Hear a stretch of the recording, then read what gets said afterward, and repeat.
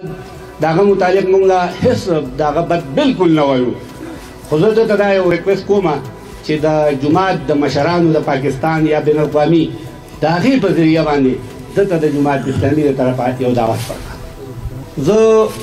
زما یو ژوند دی اوس 50 کاله په دې وخت کې زما عمر دی. د کلي ټول خلک ما پېژني، نو هغوی ته خو زه هېڅ خبره نه کوم. هغوی چې په څه انداز ما پېژني ما حق ټیک دی، ولې چې 50 کاله ما په دې کلي کې تیر کړي دي. زه یو بزنس کمیونټي سره یم، نو په ټول ملک کې مې خلک پېژني، خو دوی مې ښه پېژني. نو دوی خو په هغه انداز باندې خبره کوي، فیصله به کوي. زه اوس داسې په دې وخت کې چې زه په جمهوریت اسلامي کې شامل شوم، نو ډېرې سنټرې زه په خپله تللی یم.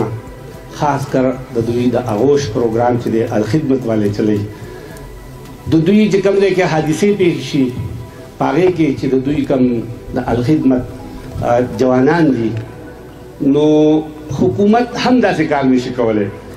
زه درته یو واقعه یادوم. زما په بپه کې ملګري دي د جماعت اسلامي، د 2010 زلزله کله راغلې؟ 2008 کې چې کومه زلزله راغلې وه، نو ما د خپلو ملګرو نه د بزنس کمیونټۍ نه کم سے کم 1.5 کروڑ روپۍ په هغه وخت ما چنده وکړه. هغه ما هغه ملګرو له ولېږلي، هغه ملګرو له چې ما ولېږلي، ما یې چېرې دا مونږ ته خو پته نه لګي، خو تاسو دا په دې باندې تقسیم کوئ.